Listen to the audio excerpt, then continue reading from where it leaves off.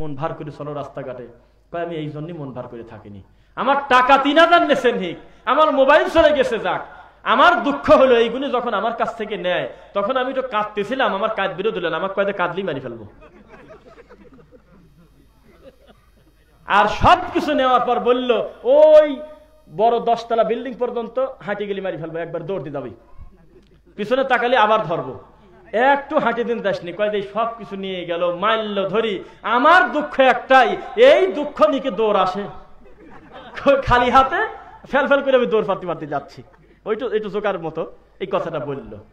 দেখেন আপনারা কি আমাদেরকে এই সঠিক দিন ধর্ম কোরআন এবং সহিহ হাদিসের প্রচার যারা করে, সঠিক দিন ধর্মের কথা মানুষকে যারা বলে, তাদেরকে কি এতই অবহেলা হয়ে থাকতে আপনার মনে চায়?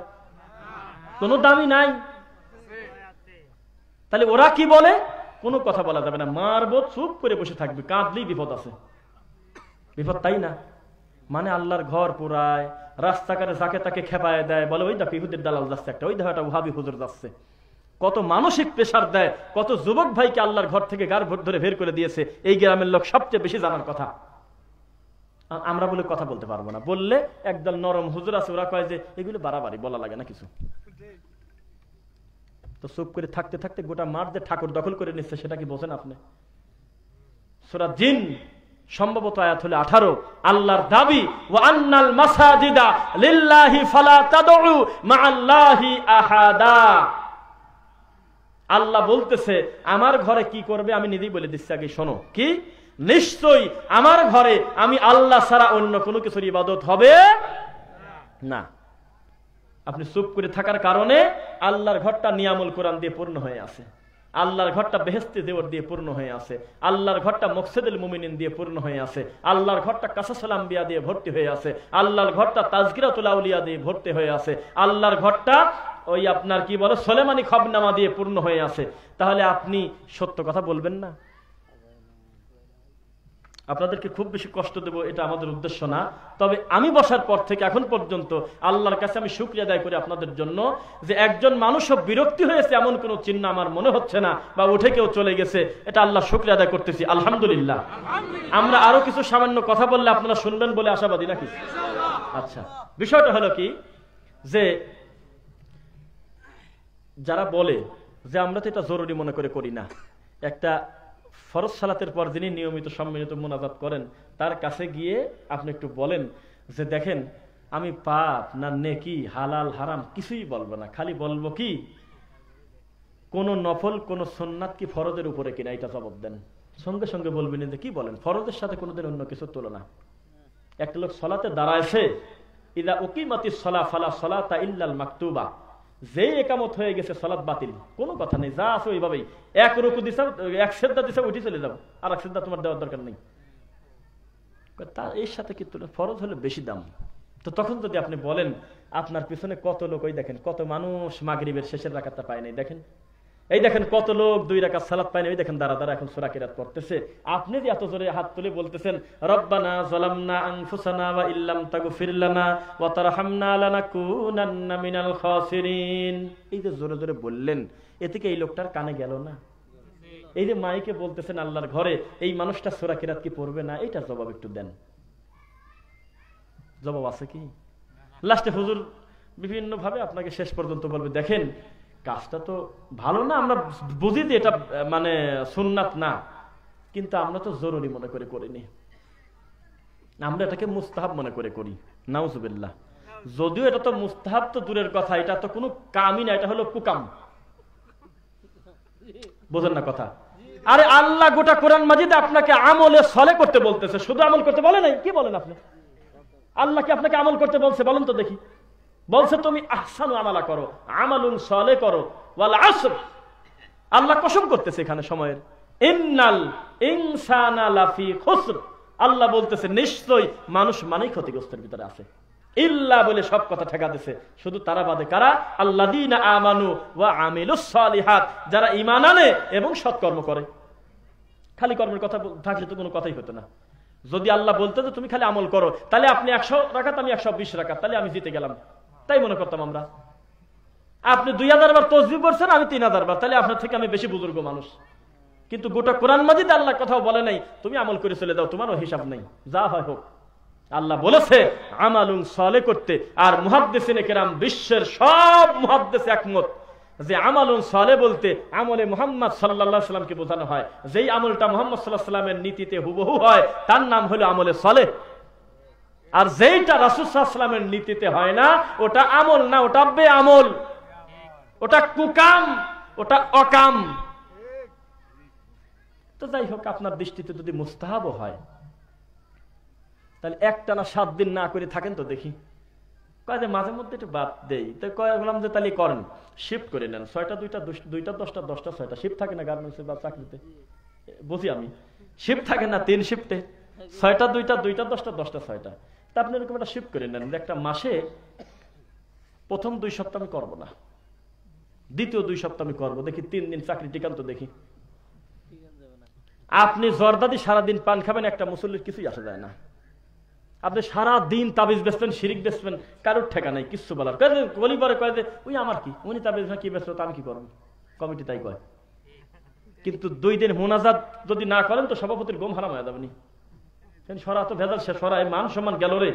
এক একটা কথা, সবাই মিলে একটু কাঁদবো, একটু আল্লাহর কাছে চাওয়াটাও বন্ধ করে দিল, ওহাবি হুজুর রে।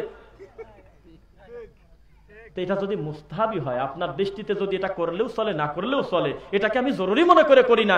সাহস থাকলে 1 সপ্তাহ মোনাজাত বাদ দিয়ে দেন তো রানিং বেদাতি মসজিদে, তার মানে এটা একটা মুস্তাহাব নাই, এটা ফরজের চাইতে গুরুত্ব হয়ে গেছে বেশি। ইমাম সাহেব কোন মুসল্লিকে তো কই বলতে দেখলাম না, কাকা প্রতিদিন গরু রাখতে যান মাঠে, দুনিয়ার বিষয় এত সময় দিয়েন না কাকা, প্রত্যেকটা দিন আপনি জামাত ফেল করেন, প্রতিটা দিন জোহর আর আসর একসাথে একামত দেন। আমি একামত করে এত একামত হচ্ছে কি কামে, পরে কোন যে না আমি 2 একসাথে পড়তেছি, জোহরও গেছে আসরও গেছে, মা গরিবে 3টা একামত দিয়ে দিচ্ছি একবারে। তো কাকা সময় মতো এসে জামাতের সাথে সালাত আদায় করেন। ইচ্ছাকৃত ভাবে জামাত ত্যাগকারী কি এটা যদি বর্ণনা করে না, চুপ করে বসে থাকে, কি জামাত পেলে না পেলে আমার দেহার কিছু আছে, ওদিক চলে যাক। কিন্তু মুনাজাতটাকে বাদ দিয়ে উনি চাকরি টিকাতে পারতেছে না, তাহলে একটা বিদআত কি ছোট ক্ষতি করে না বড় ক্ষতি করে? সাহস থাকলে উপজেলা চেয়ারম্যানের মা মারা গেছে, মিলাদের না আজাদ থাকো দেখি তুমি বসে, যে যেহেতু এটা জরুরি না, ওদের দৃষ্টিতে মুস্তাহাব, করলি নাকি আছে, না করলে গুনাহ নাই, মিলাদ আমরা জরুরি মনে করে করি না। তো তুমি উপজেলা চেয়ারম্যানের মা মরছে, তুমি মিলাদ বাদ দিয়ে ঘরে শুয়ে থাও, ধেই কান বাড়ি ফাটা দিবনি একবারে, লোক পাঠা দেবেনি, গাড়ি ভরে দেখ হাত ধরে টানি নিয়ে কেরে, এরকম করে কি কামে? লোকজন বসে আছে, এখন একটু কাঁদবো, খতম বকশিস দেবো কার দি? 29 দিন তুমি এই বিদাত করে, একদিন বিদাত না করে টেকো তো দেখি তুমি। তো ওর কথা তো ওই ধরা, আসলে ওরা বলে মুস্তাহাব কিন্তু গুরুত্ব দেয় ফরজের সমান। রাগ করতেছেন মনে হয়, এটা মুস্তাহাব নাই, তাদের কাছে ফরজ ছুটে গেল, সে চিন্তা আমার কে, আমার এইটা ঠিক রাখা লাগবে। একটা লোক মাদারে সেজদা দিচ্ছে, কাফের কয় না, আল্লাহ বাদে অন্য কিছুর কাছে সাহায্য চাচ্ছে, কাফের না। মিলাদ না পড়লে বউ তালাক, দুঃখে মরণ কন্ত কি অবস্থা। তাহলে কি এটাকে সাধারণ গুরুত্ব দেওয়া হলো? তাহলে যারা আপনাদেরকে বলে যে না ঠিক আছে তোমরা বলো কথা খারাপ না, তা আমরা তো এই মোনাজাতটা তো বেদাত কি সুন্নাত মনে করে করিনি, এটা আমরা মুস্তাহাব মনে করে করি, করলেও চলে না করলেও চলে। আমাদের গ্রামের একটা মুসল্লি কয় যে স্যার দিক খালি এরকম দেখি যে আপনার ফরজ সালাতের পর সম্মিলিত মুনাজাত বলে আল্লাহ নবী করে নাই, সাহাবায়ে কেরাম করে নাই, বা এই সেই, তো এটা কি, এটার ব্যাপারে একটু বলেন তো ইমাম সাহেব। তো ইমাম সাহেব বড় মজলিসে কইলো যে করলেও চলে না করলেও চলে। কত সুন্দর জবাব দেখছেন, কথা গাও বাসানির জবাব, এইটা হলো মায়ের বাসানির জবাব। এর চাইতে নিরাপদ আর কোনো জবাব নাই। আপনিও ঠিক আছেন, এ ভাইও ঠিক আছে, অত ফেতনা করার দরকার নাই, মিল করে চলেন গা, এই সবচেয়ে নিরাপদ। এখন ওই মুসল্লি আবার ঘাট তারা ওকে বসে রাগিয়ে দেওয়া করছে যে আসলে চলে কোনটা সেইটা কোন, করলেও চলে না করলেও চলে, এখন আমি বসবো কোনটাতে চলে কোনটা না চলে, যাবো কি সিদ্ধান্ত নি বাড়িতে। একটা লোকেরা ফতোয়া নিতে আসলো, আপনি বললেন যে বাড়াবাড়ি করবেন না, ঠিক আছে ওটাও হাদিসে আছে এটাও হাদিসে আছে, বা এরকম একটা কিছু বললেন, এটাও চলে ওটাও চলে। তো ওই লোকটা বাড়িতে যাওয়ার সময় সিদ্ধান্ত নিবি কোনটা আসলে চলে কোনটা কোন, তো দেখি বিপদ না, তাহলে আপনি বেশি ভেজালে ফেললেন না আরো। মানে স্পষ্ট ভাষায় সত্য যদি না বলেন, আল্লাহর কসম বিপদ কোনোদিন কমে না, বিপদ বাড়ে। মানুষকে চিন্তা দিতে হয় না কোনোদিন। আপনি যদি দেখতেন, দুঃখ না ঠিক, দুঃখ করবো কেন, আল্লাহর কাছে সব বলি, আমাদের ওয়াজের নিচে কি অসভ্য ভাষায় গালি দেয়। আমাদের একজন মাদানী আলেম একজন ডক্টর, ফিকার উপরে পিএইচডি করা, মাযহাবের উপরে পিএইচডি করা ইমামদের নিয়ে গুরুত্বপূর্ণ দায়ী, যারা তাদের জীবনের 25টা বছর 20টা বছর কোরআন এবং সহিহ হাদিসের চর্চা করেছে, শত শত কিতাব লিখেছে নিজের হাতে কলমে, তাদের বক্তব্যের নিচে কত অসভ্য ভাষায় গালি দেয়, কি মুখ দিয়ে বের করে, এইটা যদি আপনারা একটা বক্তব্যের নিচের সিরিয়ালে দেখতেন তখন মনে করতেন যে এত গালি খাওয়ার পর এরা টিকে আছে কিভাবে। খুব কষ্ট লাগে। আমি আপনাদেরকে বলেছিলাম এর আগে, আজকের থেকে, তখন আমি ছোট ছোট ভিডিও দিতাম, 3-4 বছর আগে আমি একদিন একটা ভিডিও দিছি, আউযু বিল্লাহি মিনাশ শাইতানির রাজীম, বিসমিল্লাহির রহমানির রহিম, কুল হুয়াল্লাহু আহাদ, আল্লাহুস সামাদ, লাম ইয়ালিদ ওয়া লাম ইউলাদ ওয়া লাম ইয়াকুল লাহু কুফুয়ান আহাদ। এর ভিতর কোন দল আছে? তাও কমেন্টে লাগছে তুই হলে ইহুদির দালাল। আরে সূরা ইখলাস পড়তেছি আমি, এর সাথে দলের কি খুঁজে পাইলো, এর সাথে কোন সমস্যা হইলো, তাও নিচে লাগছে তুই হলে ওয়াহাবি। তাহলে কি অবস্থা যাবেন কোথায় দেখেন। কিন্তু হরিণের গল্প টানিয়ে চলে যাচ্ছে, না বুঝি খালি আমিন আমিন আমিন মাশাআল্লাহ সুবহানাল্লাহ টানিয়ে চলে যাচ্ছে। ইদানিং বসতেছে যুবকরা, আলহামদুলিল্লাহ ইদানিং বসতেছে। আল্লাহ তুমি দিনের বুঝ সকলকে দান করো, আল্লাহুম্মা আমিন। তুমি যদি সকল মানুষকে হেদায়েত দিয়ে দাও গো আল্লাহ, জাহান্নামে জান্নাতে তুমি যে বাজেট করেছো, জান্নাতে আমাদেরকে দিবে, এটা তোমার চাও, আমরা বিশ্বাস করি। আমরা আমাদের দোষে যাই আল্লাহ, তুমি তো চাও যে আমরা সঠিক আমল করে জান্নাতে যাই। কেন? এই জন্যই তো তুমি যুগে যুগে কিতাব দিয়েছো, আম্বিয়া আলাইহিমুস সালাতু ওয়াস সালামকে দিয়েছো, আলহামদুলিল্লাহ। আল্লাহ আমরা সবাই জান্নাতে গেলে তোমার কিছুই হবে না গো আল্লাহ, তুমি আমাদের সকলকে সঠিক দিনের বুঝ দাও আল্লাহ। যারা গালি দেয় তুমি তাদেরকে হেদায়েত দাও। আজকে এই ভিডিওর মাধ্যমে একটা জিনিস আমি তাদের উদ্দেশ্যে বলি, আমাদেরকে যতই গালি দেন, এত খারাপ বলেন, একটা কথার শুধু জবাব দেন আমাদের। এতই গালি দেন আমাদের এত খারাপ ভাষায় গালি দেন, আপনি একটা অপরাধ আমাদের দেখান তো দেখি, উল্টা আমরা আপনাদেরকে অসভ্য ভাষায় গালি দিয়েছি একজন দায়ী, একটু দেখান তো দেখি। আমরা তো সময়ে সময়ে দেখি সবচেয়ে বেশি খারাপ ভাষায় যারা গালি দেয়, প্রোফাইলে চাপ দিয়ে গেলে দেখা যায় নামের আগে মুক্তি আছে, অমুক বড় মাদ্রাসায় উলুম মাদ্রাসায় পড়ে, মাথায় পাগড়ি, তিনি লিখেছে তুই হলো অমুকের বাচ্চা, নাউজুবিল্লাহ। কলিজাটা তখন একটু খারাপ লাগে, বাদ বাকি না। একজন জাহেল মানুষ গালাগালি করলে এটা কিছু খুব একটাই না, বোঝে না দিন ধর্ম। কিন্তু একজন আলেম লিখতেছে তুই কাফের, তুই হলো মুশরিক, তুই হলো ইহুদির পাউসাটা গোলাম, তুই হলো অমুকের দালাল, তখন একটু দুঃখ লাগে। তুই কে আর আমি কে? যে কাম আমি করতেছি সেই কাজ তো তোর করার দরকার ছিল। তুই না করলেও তো আমাকে বাহবা শুকরিয়া আদায় করার দরকার ছিল, যে আমি অন্যায় করলেও, আমি দিন ধর্মের কাছ থেকে দূরে থাকলেও আমার ভাইকে দিয়ে ওই কাজটাই হচ্ছে যা আমার দ্বারা হওয়া উচিত ছিল। খুব অল্প সময় নেব। সহিহ বুখারী 6076 হাদিসটা রাবি হইল আনাস ইবনে মালিক রাদিয়াল্লাহু আনহু। তিনি বলতেছে আল্লাহর রাসূল বলেছেন সাল্লাল্লাহু আলাইহি ওয়াসাল্লাম, পড়ি, লা তাবাগাদু ওয়ালা তাহাদাসু ওয়ালা তাদাবারু ওয়ালা তাকাতাউ ওয়া কুনু ইবাদাল্লাহি ইখওয়ানা। ষড়যন্ত্র করো না, গীবত করো না, হিংসা করো না, ষড়যন্ত্র করো না, অহংকার করো না, একমাত্র আল্লাহর বান্দা হিসেবে দিনের স্বার্থে তোমরা ভাই ভাই হও। আপনি আমাদেরকে বলেন যে আমরা যদি এতই ভালো হই তাহলে আমরা মিশে চলি না কেন? ভাই রে, আমি চালেও তো তেল আর জল মিশবে না, আমার চাওয়ার কি দাম আছে? আমি চাইলেই তো সলফে সলেহিনের মানহাজ আর নকশাবন্দি একসাথে মিশবে না, আমি কি করব? তুমি তো চাও যে মিশা দেই, কিন্তু আমি তো পারতেছি না মিশাতে। আমি তো তোমার নকশাবন্দি, চিশতি, এইগুলো তো কোরআন এবং সহিহ হাদিসের সাথে মিশাতে পারি না গো বাবা, আমি কি করব বলো? তুমি তো অপবাদ দাও যে সবাই একটু মিলেমিশে চলবো, এরা একটু কঠোর কেন, একটু নরম হয়ে মিশে চলতে পারে না, কিভাবে মিশবো বাবা? তুমি মরা মানুষের কাছে সাহায্য চাও গো বাবা, আর আমাকে সারা দুনিয়া লিখে দিলে আমি এইভাবে সেজদা দেব না মানুষের কাছে, আল্লাহ ছাড়া কিভাবে মিলবো বাবা? তুমি তো বলতেছো এরা ঐক্য হয়ে যায় না কেন বাবা? তোমার চাইতে এক ধাপ বেশি আগায় আমরা ঐক্যের পক্ষে, কিন্তু ঐক্য করার সূত্রই হলো যেটা, সেটা তুমি ভুলে গেছো বাবা। তার নাম হলো আল্লাহর কোরআন এবং রাসূলের সহিহ হাদিস। তুমি এই দুটি বাদ বাকি সবই ঠিক রাখতেছো। তোমার সম্পর্ক ব্যক্তির সাথে, বুঝে না, নাম বললে আবার সমস্যা, তোমার তরিকার সম্পর্ক ব্যক্তির সাথে, আমার সম্পর্ক মুহাম্মদ রাসূলুল্লাহ সাল্লাল্লাহু আলাইহি ওয়াসাল্লামের সাথে। কিভাবে মিশবে বাবা? মন তো চায় মিশে চলি, একসাথে চলি সবাই মিলে। শুধু একামতটা এক শব্দ দেওয়ার কারণে তুমি নামাজটাই বললে, তো নামাজই তো হইল না। এই তো বলতেছে পড়েই না, নামাজই পড়ে না, মসজিদে ধমক দিয়ে দিয়েছে। ঘটনাটা বলি, পাবনা সুধানগর দারুল হাদিস খলিলপুর পাবনা, এরকম একটা জায়গা, খলিলপুর পাবনা, হ্যাঁ ঠিক আছে।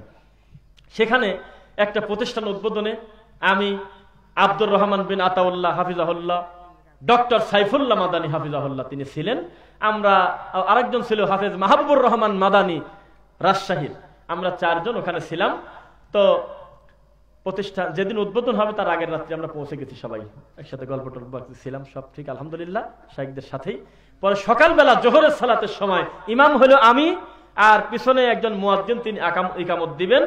ডক্টর সাইফুল্লাহ মাদানী ঠিক আমার কাছাকাছি, এই প্রথম কাতারে কাছাকাছি ইকামত দিচ্ছে। আল্লাহু আকবার, আল্লাহু আকবার, আশহাদু আল্লা ইলাহা ইল্লাল্লাহ, আশহাদু আন্না মুহাম্মাদার রাসূলুল্লাহ।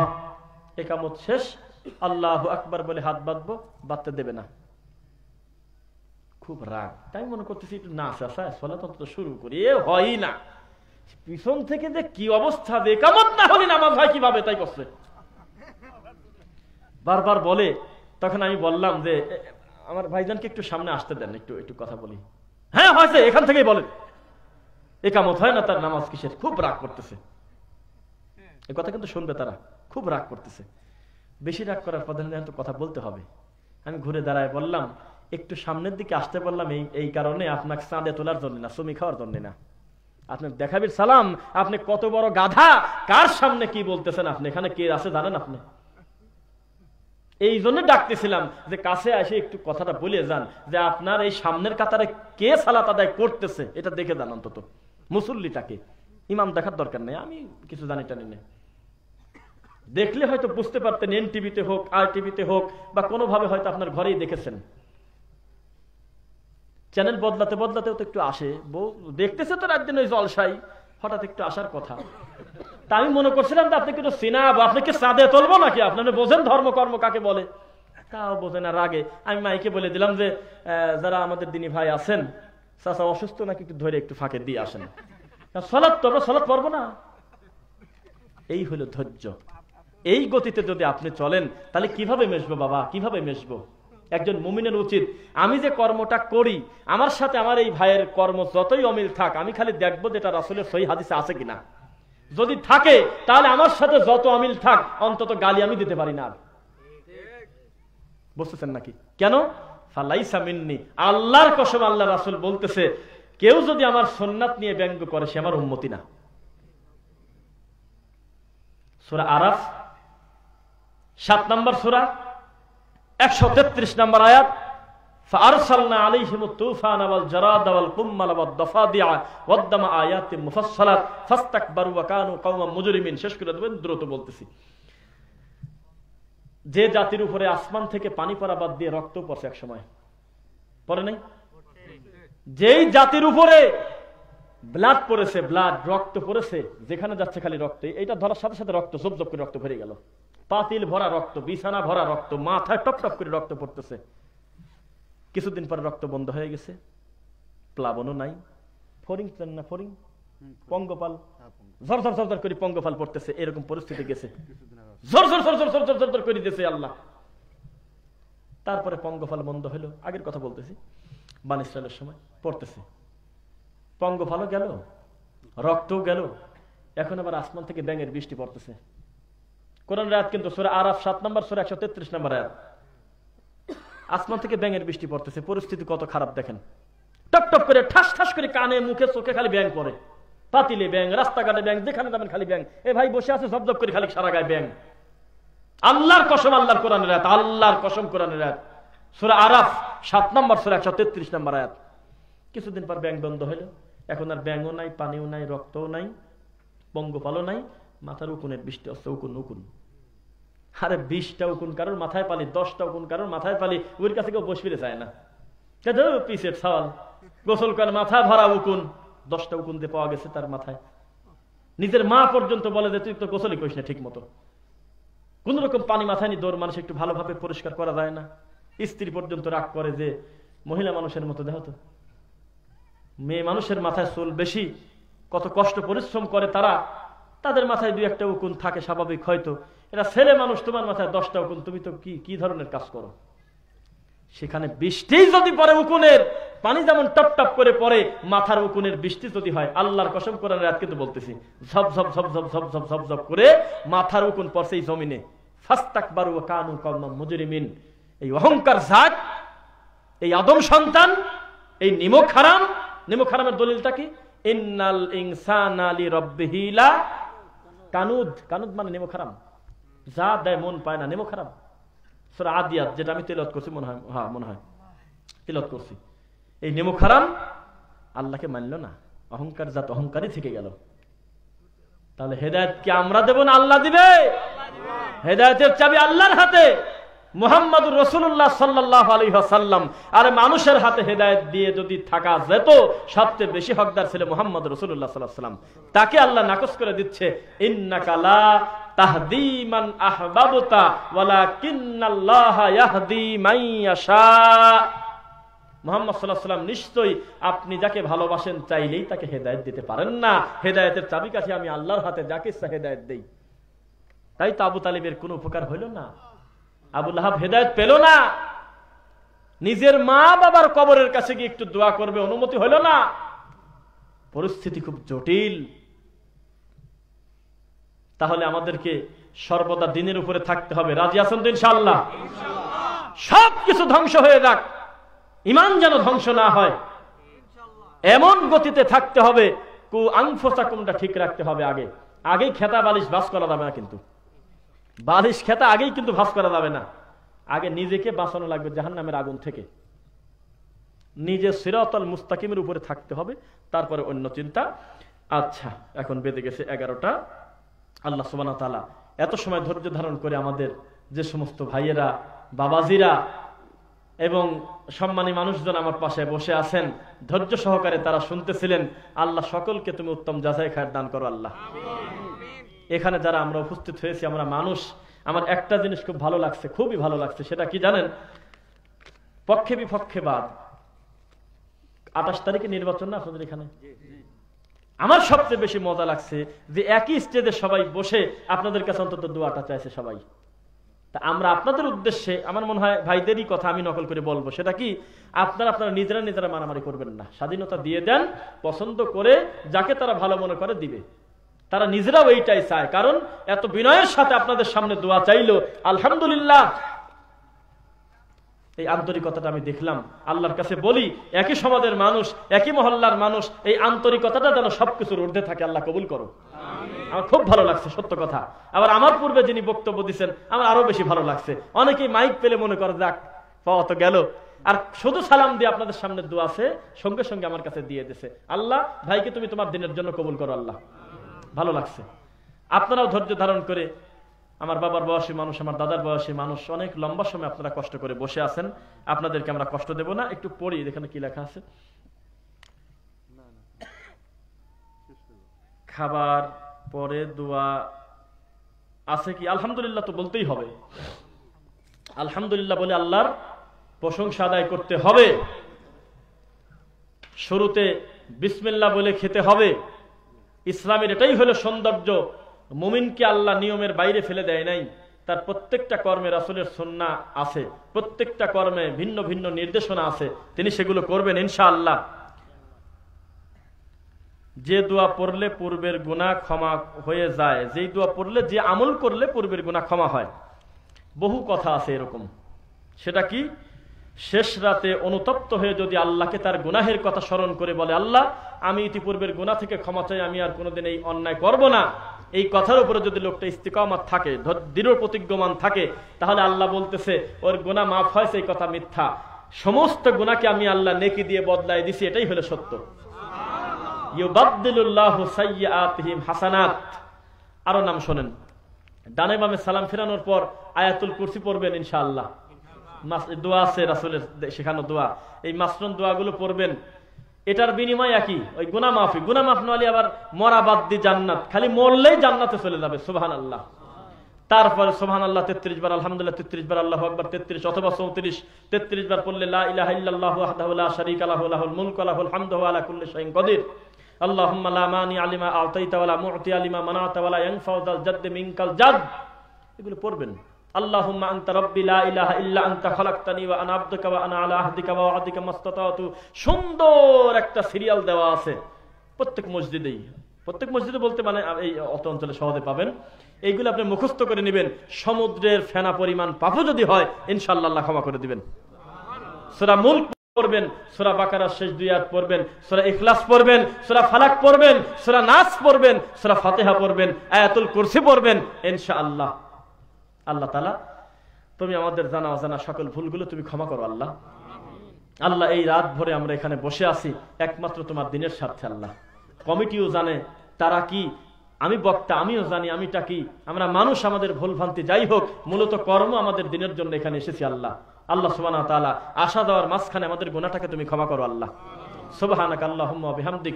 ও এই একটা জিনিস কৃতজ্ঞতা না স্বীকার করলে আল্লাহ তাআলার কাছে তো এই গাছবাড়ি ফ্রেন্ডস ক্লাবের উদ্যোগে আমাদের সম্মানিত মেহমানগুলো কিন্তু কথাগুলো বলেছেন যে আমাদের খুব ভালো লেগেছে যে যুবকরা মিলে এত সুন্দর একটা দিনই উদ্যোগ করেছেন, পরিবেশ করেছেন। তারা গান দিলেও দিতে পারতেন, এমন কিছু বাধা দেয় না আজকাল কেউ, যে চলতে সাওয়াল ফাল মানুষ বাধা আছে বাধা কি, কিন্তু ইসলামিক একটা দিনই মাহফিল দিয়েছে এবং যোগ্য মানুষদেরকে সম্মান দিয়েছে। প্রত্যেকে 2 মিনিট 5 মিনিট যাই হোক আপনাদের সামনে কথা বলে নাই, সম্মান দিয়েছে আলহামদুলিল্লাহ।